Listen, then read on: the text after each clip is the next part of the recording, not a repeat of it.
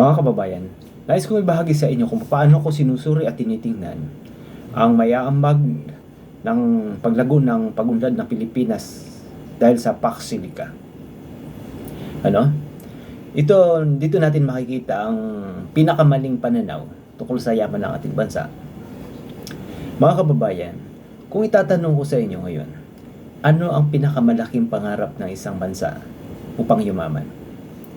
Ang sagot ng karamihan sa lumang henerasyon, sana makadiscover tayo ng napakalaking oil field o magkaroon tayo ng sariling malaking gas refinery sa ating karagatan. Ngunit sasabihin ko sa inyo, ang isang malalim na katotohanan ng pang-ekonomiya sa pang 21st century na kaisipan. Kung magtatagumpay ang Pilipino sa larangan ng teknolohiya gamit ang Pax Silica na itatayo dyan sa New Clark City, ang pinakapakinabang nito sa ating bansa ay ang halos dadaigin pa, mas dadaigin pa ang hatid ng anumang dambuhalang oil o gas refinery sa buong mundo. Paano mangyayari ito?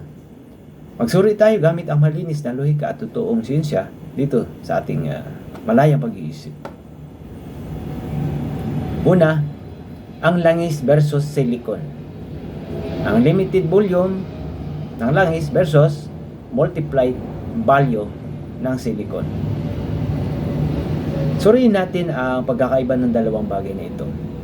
Ang langis o gas ay tinatawag nating finite resource o natatapos, nauubos. Kapag pumatak ang petrolyo sa makina at nasunog, nawala na ito. Ang halaga ng langis ay nakatali sa volume per barrel at kapag naubos ang minahan sa ilalim ng lupa, patay ang oil refinery, di ba? Ngunit ano ang silicon at microchips na ipoproseso ng Pax Silica? Ang silicon ay magmumula sa ordinaryong quartz o buhangin. Ngunit kapag ginamitan ng mataas na antas ng siyensya at kaalaman, ang isang maliit na wafer ay pwedeng maghatid. Pwedeng lagyan ng bilyong transistors. Ito ang nagpapagana sa artificial intelligence, supercomputer, robotics, smart cities, at modern national defense. Ang langis ay likas yaman na nauubos at nagsusunog lamang ito ng pera. Ngunit ang teknolohiya at microchips ay likas talino na nagpaparami ng yaman. Nagpaparami ng yaman ng bansa. Ang halaga ng langis ay nakabase sa timbang, ngunit ang halaga ng silicon ay nakabase sa IP, siyensya, at disenyo nito. Ang silicon shield, ang aral mula sa Taiwan at South Korea. Tingnan natin ang ating mga karatig bansa bilang patunay. Ang Taiwan ay walang sariling gas o oil refinery. Ngunit, dahil hawak nila ang pinakamataas na semiconductors manufacturing sa mundo, ang TSMC, binigyan sila nito ng hindi lamang trilyon-trilyong dolyar na ekonomiya, kundi ang tinatawag na silicon shield.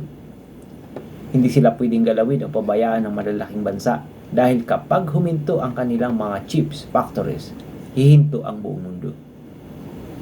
Ang South Korea naman, ang kita nila sa export ng microchips at teknolohiya ay mas malaki pa kumpara sa kabuang halaga ng inaangkat nilang langis. Napatunayan na ng kasaysayan, mas mayaman, mas makapangyarihan, at mas ligtas na bansa at mas ligtas ang bansa na gumagawa ng microchips at teknolohiya kaysa sa bansang simpleng nagpoproseso lamang ng langis. Ang dangal ng Pinoy sa technological era na to. Kaya naman sa ating mga kababayan at sa mga nag-aalingalangan pa rin dyan sa Pax Silica, ang isang oil refinery ay nagbibigay lamang ng ilang daang trabaho at nag-iwan ng usok. Ngunit ang Pax Silica Technological System, ang Pax Silica Tech Ecosystem, ay magbubukas ng daang libong trabaho para sa ating mga inhenyero, software developers, mga magsasaka sa pamamagitan ng agritech at Kahit sa ating mga kapatid na katutubo, ang langis ay nagpapatakbo lamang ng makina ng kahapon. Ngunit ang microchips, AI at teknolohiya ng Paxilica ang magpapatakbo sa buong mundo ng bukas. Huwag tayong mangarap na manatiling tagapagtapon lamang ng dumi o tagatinda lamang ng mga hilaw na sangkap. Ang pangarap ng Advance Pinoy ay maging sentro ng teknolohiya sa Timog Silangang Asya. O kaya't mga kababayan, ang ating call to action, ang totoong yaman ng Pilipinas ay wala sa ilalim ng lupa. Ito ay nasa utak at kakayahang Pilipino na nakakabit sa tamang teknolohiya. Ako ang inyong likod, nagpapaalala, sa malinis na lohika at totoong pananaw sa hinaharap, magpapalaya ang isip ng Advance Pinoy. Once again, the power of the brain be with you always.